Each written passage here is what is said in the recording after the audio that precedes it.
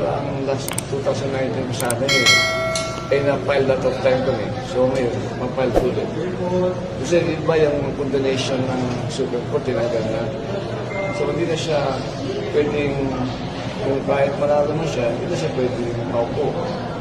At saka may kaso pa siya, convicted naman naman siya. Yung conviction naman niya, hindi naman convicted. Nakundong lang. Which is, there's no more condemnation like na tinanggal ng Supreme Court. Sir, dito tingin. TV. So, yun na yun. Tapos, sinamahan na ng political dynasty kasi magkapatid, mag-asawa, dalawang kapatid sa asawa, sabay-sabay lumaban sa isang district. Eh, siyempre, yung dynasty kasi, di ba, nasa constitution naman yun. Eh, ba sa SK election, natutupad. So, siguro, baka landmark to, na matupad na yun against dynasty. Sir, yung conviction niya, sir, about saan po ulit? Yung kaso, Conviction siya. convicted siya rin sa fertilizer scam. Sa fertilizer scam. Ano naman lahat eh. Tapos, meron pa siyang kaso kami naharap sa ombudsman doon sa quarry income na pinasok, dapat ipasok sa Capitol. Masyadong unbelievable. Kasi yung Bataan, Bulacan, 100 million pesos. I think 200 million. Ang pinasok niya, 400,000. Sir, ano po yung mga specific evidence na pinasa natin sa Congress? Actually, nagkaroon ito ng congressional hearing eh. So, nasa ombudsman na.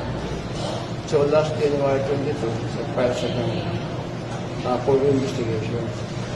So, sinunod naman ng February something, 24, na no need for investigation, but this case is for decision. Kandidato siya ngayon sa ano? Supposedly, sana malabas na yung decision na yun.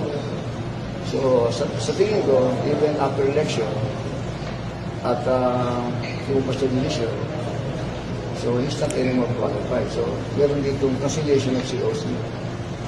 Na in the first place, dito na saan.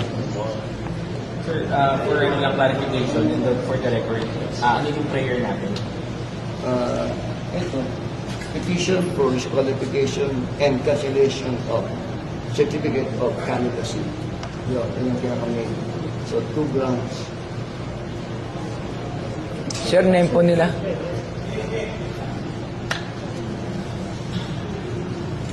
Sir, saan po tumatakbo yung governor, sir?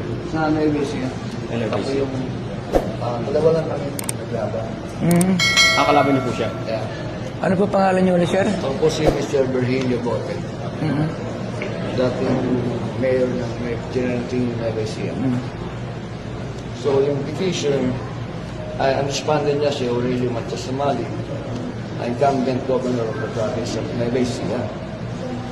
Ang aking petition is to disqualify respondent Aurelio Matasamali as a candidate for the position of governor in this May 2025 election.